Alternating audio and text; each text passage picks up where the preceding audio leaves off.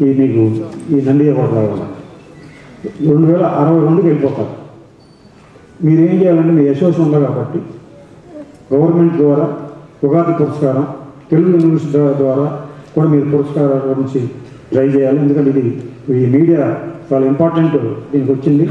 మీరందరూ కూడా ఇంకా ఈ పురస్కారాలు ఈ రెండింటితోనే సరిపెట్టుకోకుండా మీకు రావాలని కోరుకుంటాను. మీరు మరి ఈనాడు ముఖ్య అతిథిగా ఇచ్చేసినటువంటి మాననీయ మంత్రివర్యులు కన్నా లక్ష్మీనారాయణ గారు, వ్యవసాయ శాఖ మంత్రిగా వారి ప్రపంచంగా కల్చర్ ప్రోగ్రాం రావడం మాకు ఎంతో సంతోషం.